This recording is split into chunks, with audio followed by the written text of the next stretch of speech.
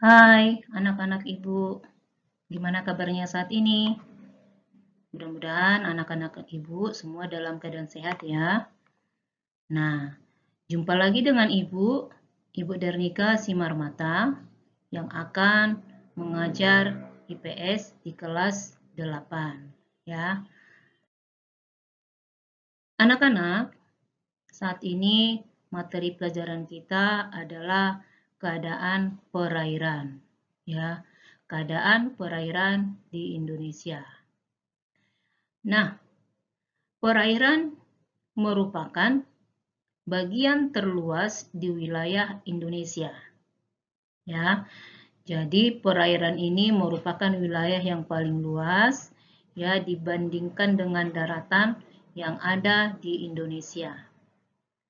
Nah, perairan yang ada di Indonesia ya meliputi sungai, ya, kemudian laut, ya, danau, ya. Nah, laut di Indonesia kaya akan berbagai jenis ikan dan hasil-hasil lautnya, ya. Nah, kemudian anak-anak, jenis ikan biasanya banyak dijumpai di laut transgesi, yaitu laut dengan kedalaman kurang dari 200 meter, ya. Nah, sumber air sungai yang ada di Indonesia berasal dari air hujan dan salju atau gletser ya. Tapi sumber air dari salju atau gletser ini ya masih hanya terdapat di Papua. Kemudian, nah, letak laut transgesi ya yang ada di Indonesia yaitu di bagian barat atau di paparan Sunda dan bagian timur ataupun di paparan Sahul ya. Nah, kemudian danau. Ya, danau. Tahukah kamu danau? Anak-anak pasti sudah tahu danau, ya. Nah, apakah artinya danau? Danau sejumlah air, bisa air tawar atau asin, yang terakumulasi di suatu tempat yang cukup luas, yang dapat terjadi karena mencairnya gletser, ya, aliran sungai, atau karena adanya mata air. Ya, jadi sumber air danau ini bisa dari mencairnya gletser, kemudian dari aliran sungai, ya, ataupun karena adanya sumber mata air. Nah, jenis-jenis danau, ya, ada 8 jenis-jenis danau atau macam-macam danau.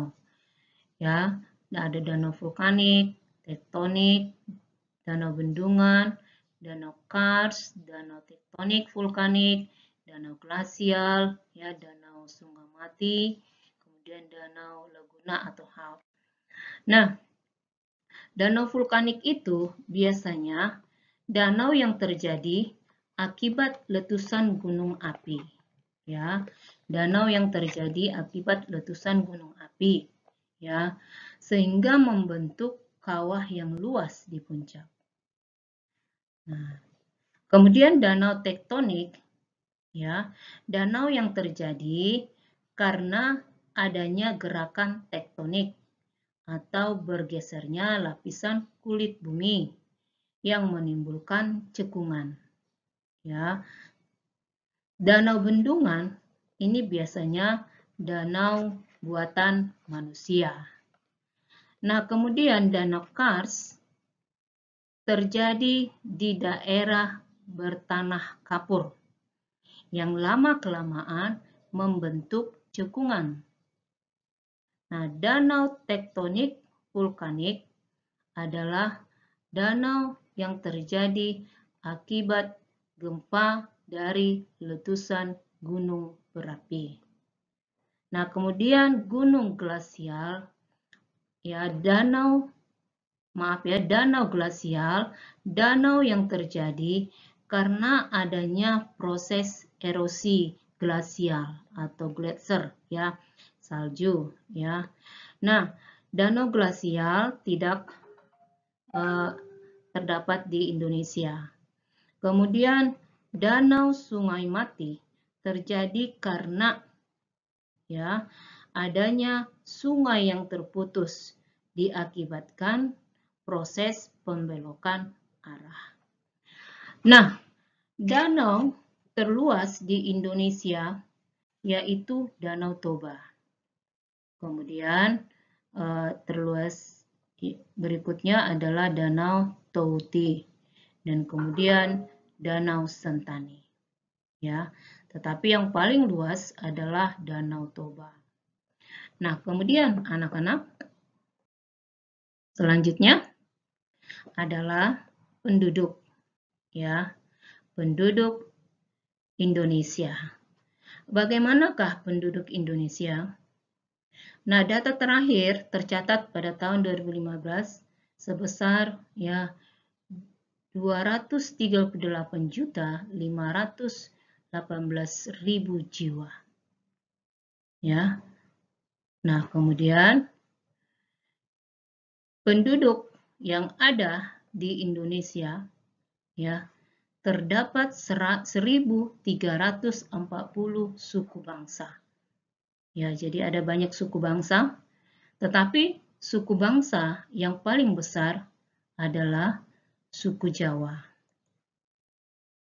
Nah, anak-anak, Indonesia urutan keempat di dunia penduduk terpadat, ya, dengan 140 jiwa per kilometer. Ya, kemudian anak-anak boleh lihat contoh gambar padatnya penduduk Indonesia, ya. Kemudian beragamnya suku-suku bangsa yang ada di negara kita ini.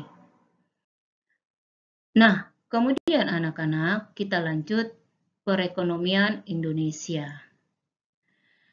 Sistem ekonomi Indonesia yang diterapkan saat ini adalah sistem ekonomi Pancasila atau disebut juga dengan sistem ekonomi demokrasi.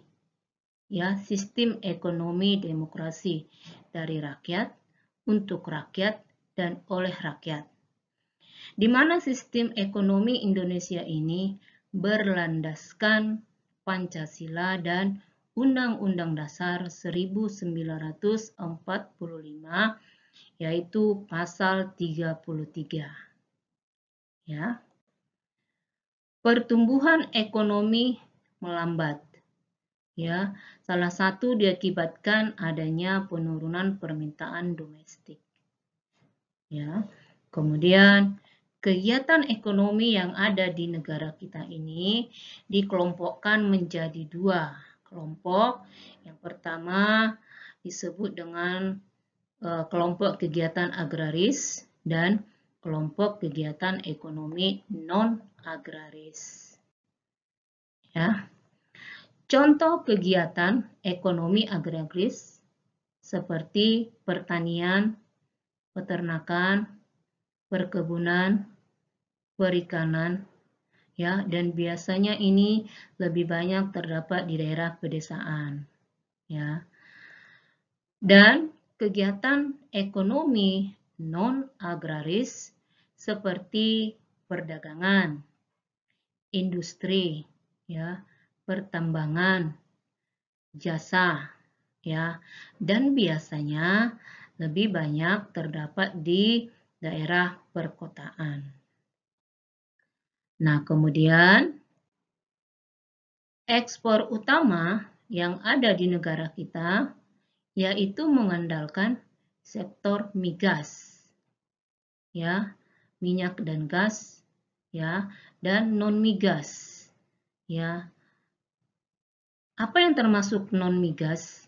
Yaitu hasil sumber daya alam, ya, seperti hasil hutan, kemudian hasil tekstil, ya, dan juga dari hasil pertanian dan perikanan. Ya. Nah, sedangkan impor utama yang dilakukan oleh Indonesia yaitu perkakas industri, kemudian farmasi dan kimia, barang-barang elektronik dan otomotif ya. Nah, di sini ada Ibu tampilkan contoh kegiatan-kegiatan ekonomi yang ada di negara kita ya. Ada kegiatan perdagangan, kegiatan industri, peternakan, perikanan, dan yang lain-lain. Nah, kemudian anak-anak, kita lanjut dengan sumber daya alam. Apakah sumber daya alam itu? Dan apa sajakah sumber daya alam itu? Maka, sumber daya alam atau SDA adalah segala sesuatu yang berasal dari alam yang dapat digunakan untuk memenuhi kebutuhan hidup manusia. Itu pengertian sumber daya alam. Nah, yang termasuk sumber daya alam yaitu biotik. Ya, apa itu biotik? Yang termasuk biotik adalah hewan, tumbuhan, dan mikroorganisme. Dan kelompok abiotik, ya, seperti minyak gas, ya, kemudian berbagai jenis logam dan tanah, ya, dan lain-lain. Sumber daya alam, terutama, ya, yang dihasilkan oleh Indonesia, ya, dari hasil tambang, yaitu minyak bumi, batu bara, biji besi, dan lain-lain. Nah, sumber daya alam dari hasil pertanian, misalnya ada jagung, padi, kelapa, tebu, pisang, tembakau, ikan, dan lain-lain. Nah, kita lanjut anak-anak, kerjasama internasional yang ada di negara kita. Kerjasama internasional ini ya maksudnya adalah kerjasama yang dilakukan oleh Indonesia dengan negara-negara lain ya yang ada di dunia. Nah, dilihat dari bentuknya, kerjasama yang dilakukan Indonesia berlangsung dengan 3 bentuk ya, disebut dengan bilateral, regional, dan multilateral. Kerjasama bilateral artinya kerjasama antara dua negara.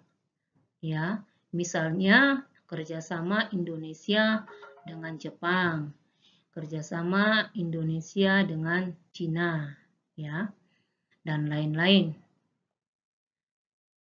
Kemudian, kerjasama regional artinya kerjasama antara negara-negara dalam satu kawasan. Ya, contoh ASEAN.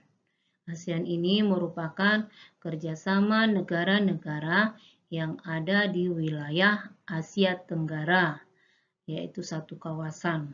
Ya, dan kemudian ada APEC, yaitu kerjasama negara-negara yang ada dalam kawasan Asia Afrika. Nah, kemudian kerjasama multilateral adalah kerjasama antar Indonesia dengan berbagai negara yang ada di dunia. Ya, misalnya PBB. Ya. Nah, kemudian anak-anak, ya, setelah penjelasan Ibu yang dari awal sampai selesai saat ini, ya, silakan kamu kerjakan tugas yang ada sebanyak 5 soal. Nah, kemudian anak-anak boleh kerjakan di kertas folio, ya. Nah, sampai di sini materi pembelajaran kita. Ya, sampai bertemu kembali di pertemuan berikutnya. Ibu berharap kalian selalu dalam kondisi sehat, Ya, salam sehat.